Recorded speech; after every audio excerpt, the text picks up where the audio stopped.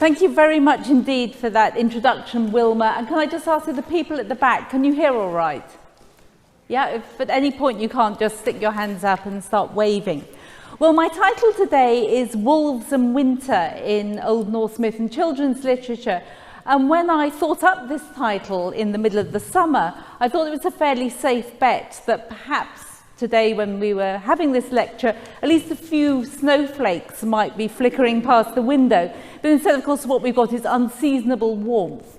So I'm going to be asking you to imagine at various points what snow is like, and see if you can cast your mind back to last spring when we certainly did have unseasonal snow. Well, when we read modern children's literature, what seems to us to be most recognisably borrowed from Old Norse? And in what I'm talking about today, I'm going to discount the straight retellings of myth, like Roger Lancelin Green's book, The Heroes of Asgard, which was one of my childhood favourites, or the 19th century works like Wilhelm Wegener's Asgard and the Gods, which is still being reprinted, although it's about 150 years old. And that's the book which inspired A.S. Byatt's recent autobiographical meditation on Norse myth in her 2011 book Ragnarök, which if you haven't read, I highly recommend. And nor am I going to talk today very much about the incorporation of Norse gods or legendary heroes into invented fantasy worlds like we find in the work of Joanne Harris or Francesca Simon. So when we have the appearance of people called things like Odin and Thor, or we have heroes with special swords and with an obsession with dragons and honour, then we know that there's some kind of Norse influence at work there. And indeed, with the new film Thor: The Dark World, which is apparently about to be released, I could have been talking about Thor and Loki and apparently the Dark Elves, who are the new enemies of Asgard, who are going to turn up in this film. And from the trailer I saw, they look pretty nasty, I can tell you. But I'm not going to talk about that, partly because I haven't actually seen it. So rather what I am going to talk about today is the ways in which Norse myth and legend inform children's classics at a kind of submerged level. If you know Norse myth, when you're reading these books, you'll spot the borrowings quite often with delight or sometimes with puzzlement. For example, I was about 7 when I started reading Roger Lancelin Green's The Heroes of Asgard. And I guess I was a couple of years older when I read Alan Garner's The Weird Stone of Brisingamen, or Brisingamen as I thought it was probably pronounced at the time. And I was old enough at that point to wonder why on earth the Weird Stone was the weird stone of the famous necklace that Freya wears in the Norse myths. And Garner never explains that, so I'm still wondering.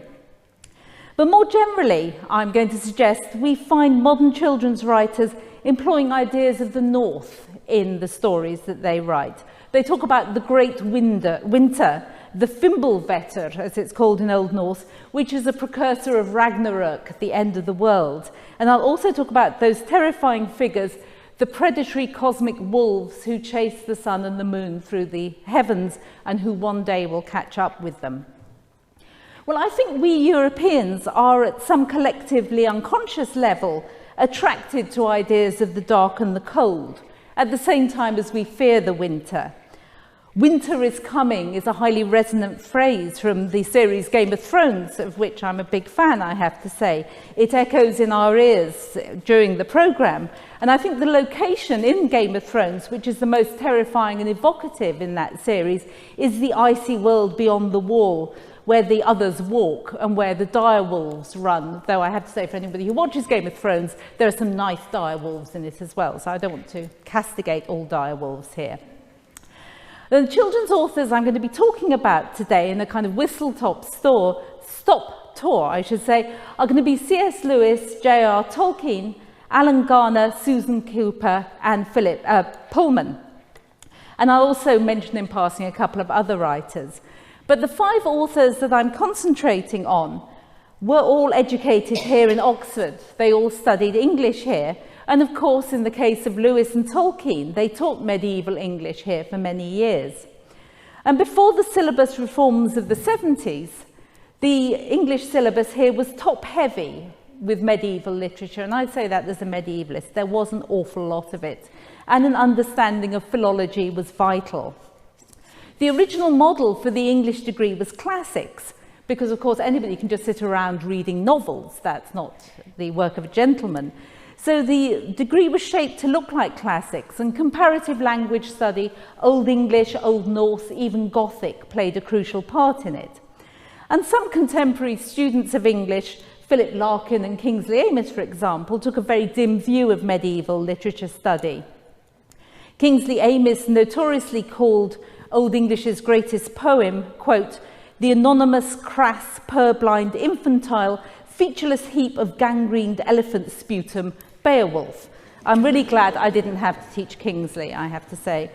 But plenty of other future authors studying in Oxford over the years found inspiration in medieval literature. In his scholarly work, Lewis was much more interested in the later medieval period than in Old Norse literature, and he never published on it. But Lewis tells us he was only 13 years old when he got his first glimpse of what he would later describe as pure northernness. Quote, "a vision of huge, clear spaces hanging above the Atlantic in the endless twilight of northern summer, remoteness, severity." Now, Lewis's essence of pure northernness is a rather summary version, I think, summary as in pertaining to the season of summer. And he found it in Margaret Armour's translation of the libretto of the last two operas in Wagner's Ring Cycle. He came across it by chance and he was very taken with it, and in particular with Arthur Rackham's illustration of Siegfried meeting the Rhine maidens. And you can see that in the exhibition. And this opened the boy's eyes to the imaginative possibilities of the North, and he quickly saved up his pocket money and made his brother give him his pocket money as well, so that they could go off and buy the book in a rather cheaper version than the one he'd originally seen. So Lewis was a lifelong Wagner fan, but he also knew and loved the two crucial medieval mythological texts which are central to an understanding of Old Norse myth. The prose Edda, which was written down around 1230, and the poetic Edda, which was written down around 1270, and also the mid-13th century saga of the Volsungs. These were all major sources for Wagner in composing The Ring.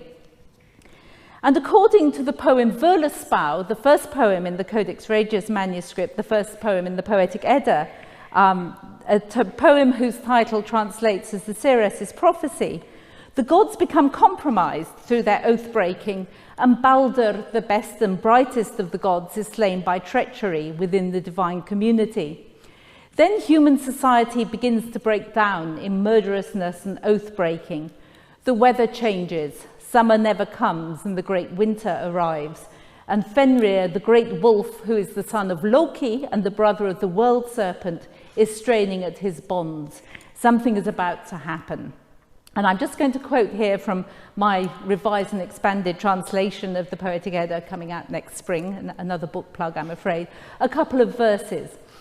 "In the east sat the old woman in Ironwood and gave birth there to Fenrir's offspring. One of them in trollish shape shall be snatcher of the moon. It gluts itself on doomed men's lives, reddens the gods' dwellings with crimson blood.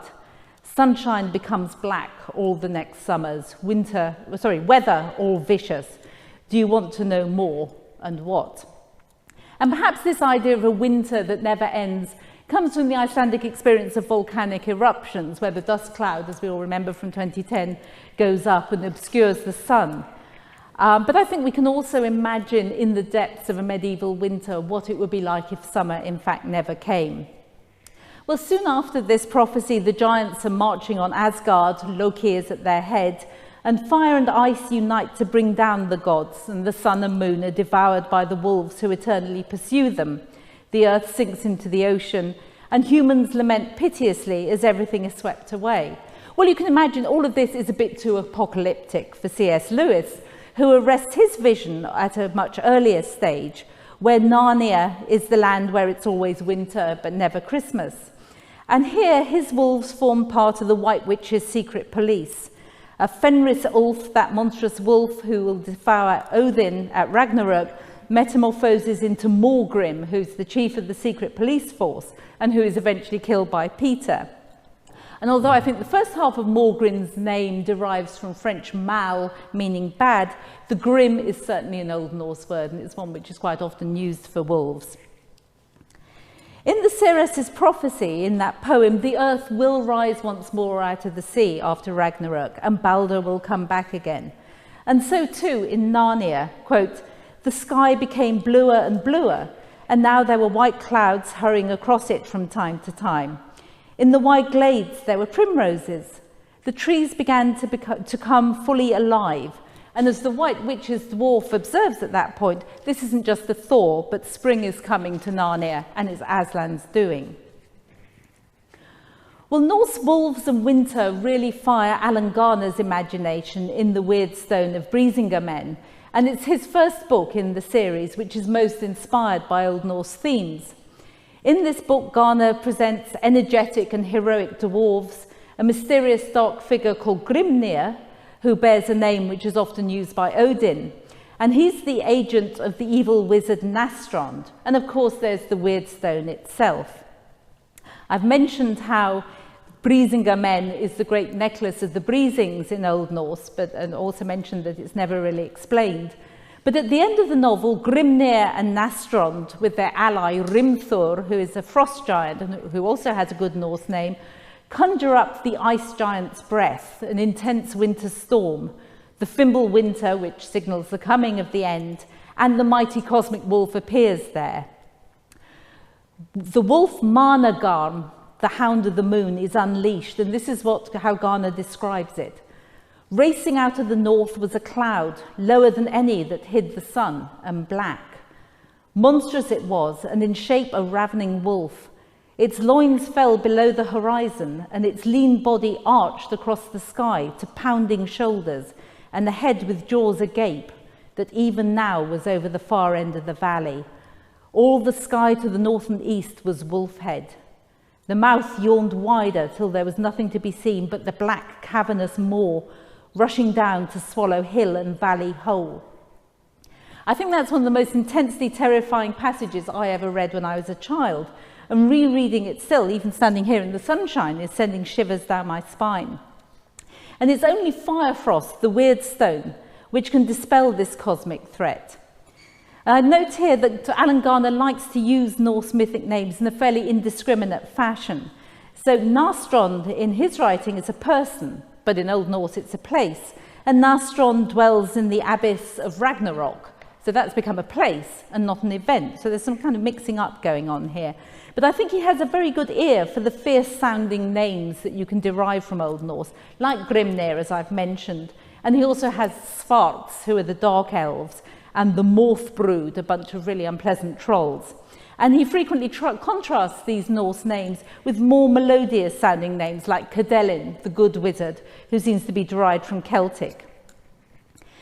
Now, Philip Pullman, I think, is also somebody who brilliantly conjures up a wintry, pure northernness in his Arctic landscapes in the first novel of the Dark Materials trilogy, the aptly named Northern Lights.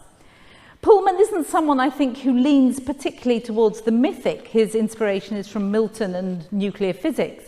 But the almond ice bears, who are led by somebody called Yorick Birnisson, whose society centres on the Arctic island of Svalbard, they all have good, authentic Norse-sounding names. And when I asked Philip Pullman where he got them from, he said that he'd looked them all up in the glossary to Anthony Falk's translation of the Prose Edda. So I thought, yeah, Philip has been doing good research here. Pullman's bears are interesting because they offer a strong, independent, moral counterweight, I think, to all the untrustworthy wolves we find knocking around in other Norse-related texts. And we find that Bolvangar, the terrible concentration camp and experimental centre, where the children are separated from their demons, is another Norse name. It means evil plain. So Pullman is good at coining new names out of old, I think. His witches all have Finnish names, so I didn't ask him whether he just borrowed them from the Helsinki phone directory, which is what I've heard. And most of the witches are Finnish, but Ruta Skadi, who's one of the chief witches, shares her second name with the giantess Skadi, who's the patron deity of the mountains in Old Norse. And she's someone who prefers the howling of wolves to the sound of the seagulls at her husband's seaside home.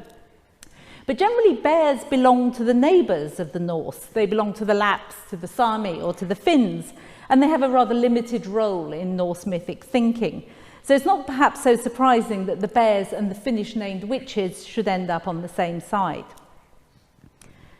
Susan Cooper's sequence, The Dark is Rising, draws on Arthurian and other specifically English folk traditions, such as the Wild Hunt, led by Herne the Hunter, though in continental traditions, the Wild Hunter is sometimes led by Odin.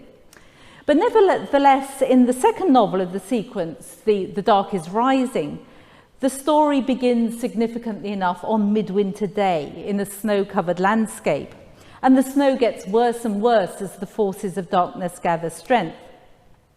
At the climax of the novel, as the balance of power shifts, floods succeed the blizzards as the world starts moving back towards the light.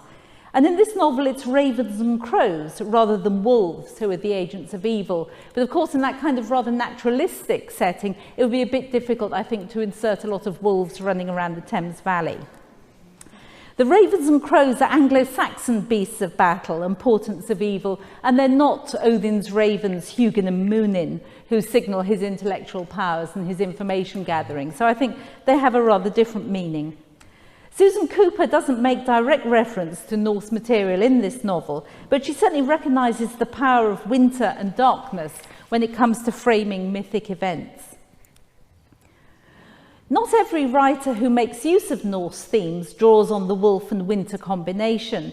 And here I want to turn to Diana Wynne Jones's novel, 8 Days of Luke, which has no unnatural winter and it doesn't have oversized dogs either, perhaps because it's set in the summer holidays.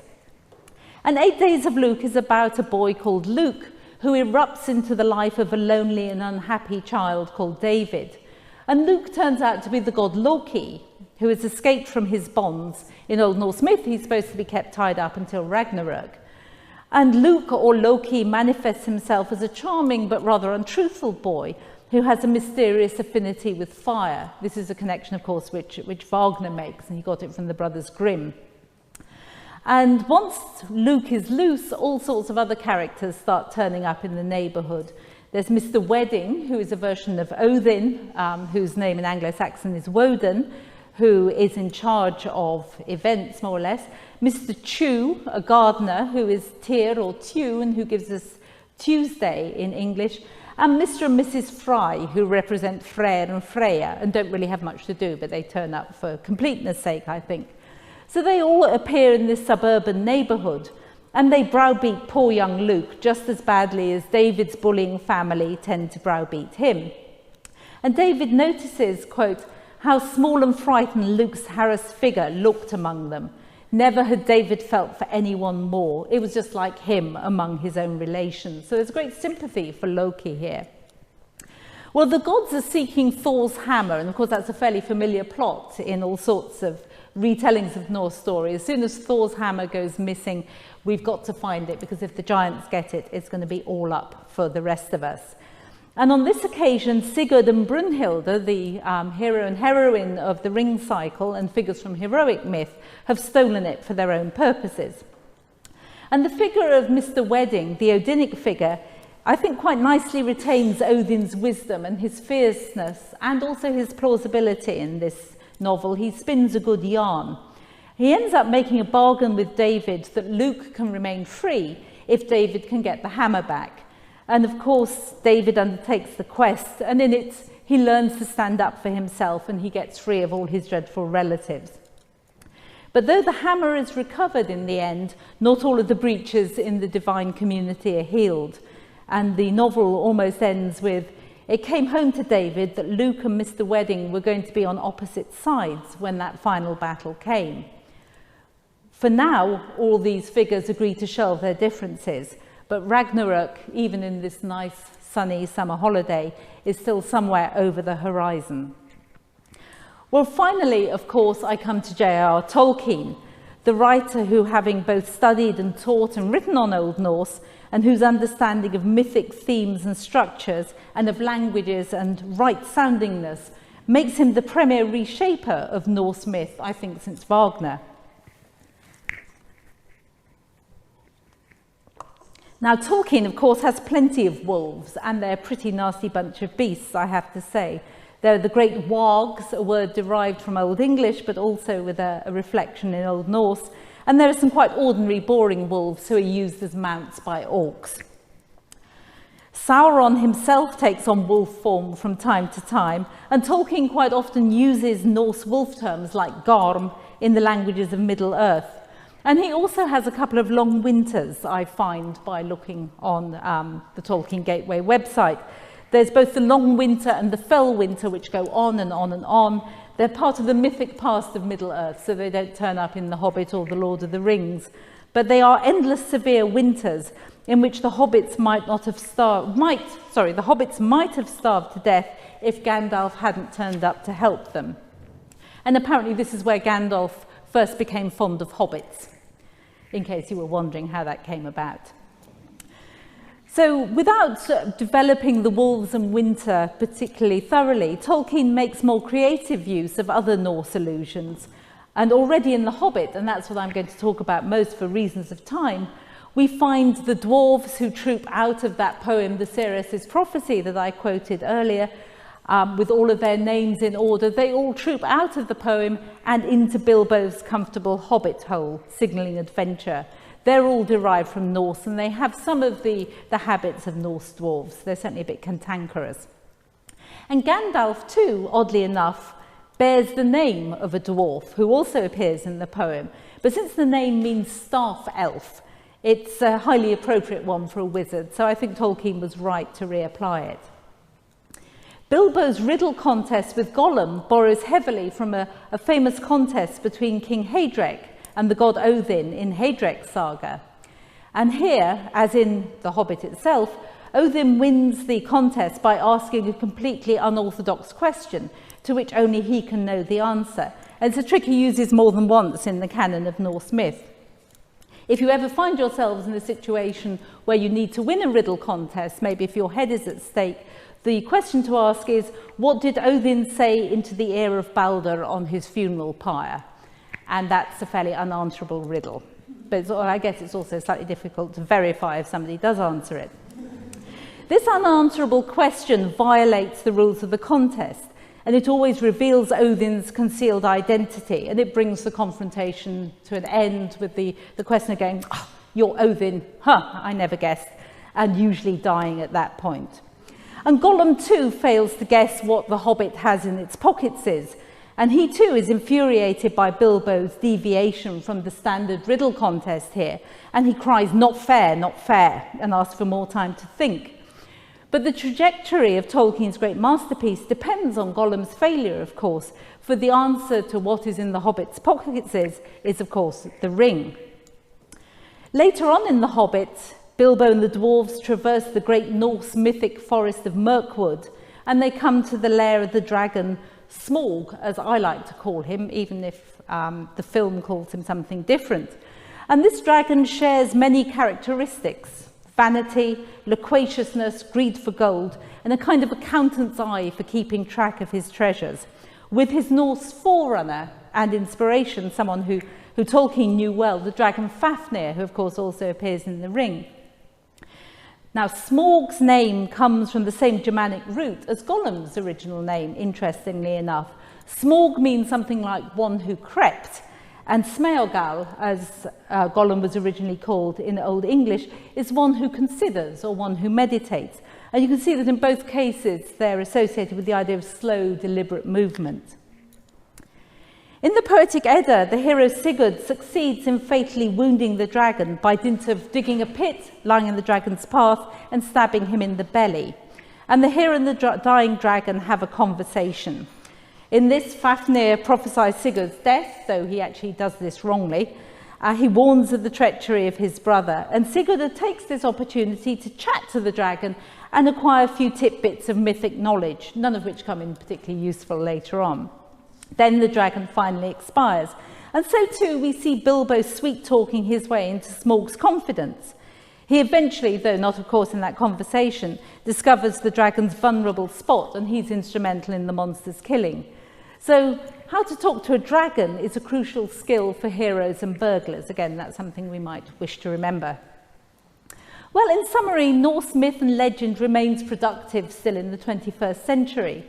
Francesca Simon's book, The Sleeping Army, which is intended for rather younger readers, takes its inspiration from the Lewis chessmen to explore a brave little girl's quest to rescue the gods from the depredations of old age. And what's happened here is that the giants, as they do in Norse myth, have stolen the goddess Idun, who keeps the apples of youth, and the gods are getting distinctly doddery at this point. Freya teams up with a berserk warrior called Snot, which of course means wise, but you can imagine the jokes that come out of that. And Thor's two servants, Roskva and somebody called Alfie, who in Old Norse is called Thjalfi. Freya saves the gods, of course. She rescues Idun, she gets the apples back, and she also saves herself from being turned into a chessman too, because this is the fate of all the people who have tried and failed in the quest. They get turned into chessmen, and you can see them in the British Museum. So if you're there looking at the Lewis chessmen, you will know where they originate, and it's not what the label on the case says. Joanne Harris, too, the author of Chocolat, has written 2 books set in a post-Ragnarok world, where the Norse gods, although they would died at Ragnarok, have come back again, and they're alive and active and seeking to get their power back once more. And in these 2 books, the 2 heroines have to fight to help the gods to take the world back over. And the author Melvyn Burgess, often a controversial author, author of Junk, for example, has written 2 books which are based on the legends of the Volsungs, the same legends about Sigurd and the dragon and Brynhilde, which are the basis of Wagner's Ring Cycle. And these books, Blood Song and Blood Tide, are set in a kind of cyberpunk future. To my mind, these are among the best of books that he's ever written, and I find it very interesting to talk to him about them. They're very much based on his reading of Norse myth as a child, reading not Roger Lansing Green in this case, but the Oxford collection of Norse myths. So Norse myth, its heroes, its gods, its wolves, its winters, its essence of what Lewis called pure northernness, is continuing to inspire and entrance young readers to part them from their pocket money, rather like C.S. Lewis parted his poor brother from his pocket money all those years ago. And I think young people, and not so young people, still fall, like C.S. Lewis, under that bright northern spell that he encountered 100 years ago. Thank you.